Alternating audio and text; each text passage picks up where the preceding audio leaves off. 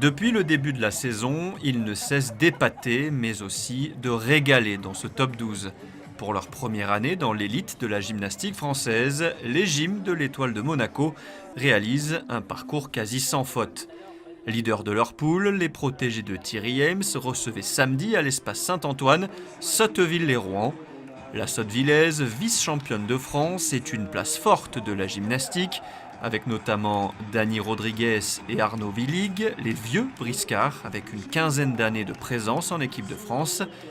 Cameron Lee, membre du groupe France, et Jimmy Verbès, international belge qui avait participé au JO de Londres en 2012.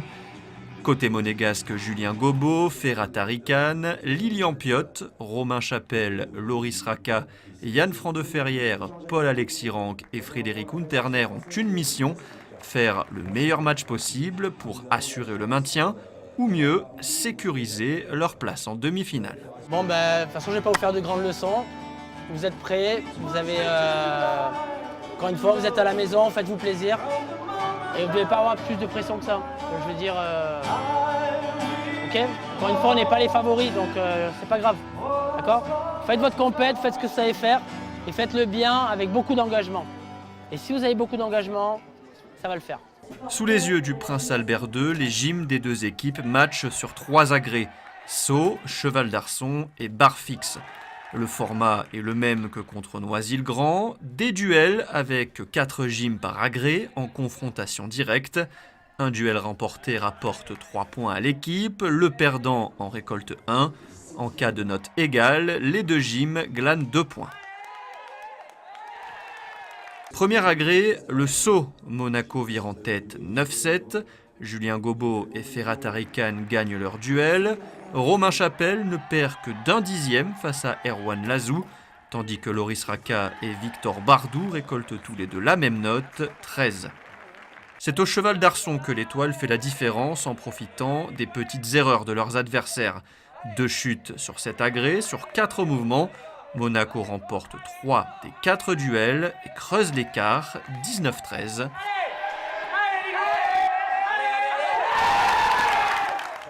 Une avance que les gyms de Thierry Hems vont accroître à la barre fixe. Romain Chapelle et Lilian Piot font le boulot.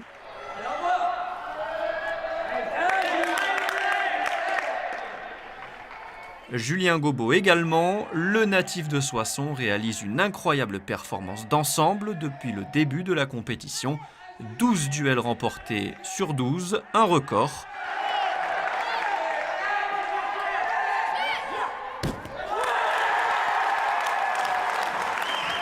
Côté Sotteville, Jimmy Verbès sort un mouvement magnifique et original et décroche la meilleure note sur cet agrès, 14.05. 29-19 score final, le promu monégasque est en demi-finale. C'est vrai que les garçons étaient exceptionnels ce soir, c'est un sans faute. Hein. Je veux dire, ils ont fait le match parfait et Sotteville a commis quelques petites erreurs, donc voilà, on a su en profiter et tant mieux. C'est la performance collective qui fait que les performances individuelles ressortent. Comme on a déjà dit et on va le répéter, on est une équipe familiale. Du coup, on se connaît tous, il n'y a pas trop de... voilà, on sait comment les autres réagissent, on connaît le niveau. Et je pense que ça, sur un match d'équipe comme ça fait vraiment la différence. Sauf si l'équipe adverse était vraiment très très forte. Mais là, sur un match un peu serré comme ça, voilà, je pense qu'aujourd'hui, c'est ce qui fait la différence. Je pense que c'est une fierté pour tout le club, pour aussi bien les bénévoles que les gymnastes, que la présidente, que... Voilà, je pense que tout ce travail-là, il a été fait de longue haleine. Et aujourd'hui, on est en train de récolter les fruits. Et on espère, pourquoi pas, en tout cas faire notre travail. Après, on verra bien le résultat. Ce qui m'importe, c'est l'engagement. C'est une explosion de joie. On savait qu'il nous fallait 29 points pour passer directement en demi-finale sans attendre le dernier match qui a lieu dans 2 semaines entre Sotteville et Noisy. Et on les a fait. Donc ça a été un énorme match d'équipe. Il n'y a pas eu une chute. Sur 12 mouvements, il n'y a pas une chute. Donc la cohésion d'équipe est au maximum.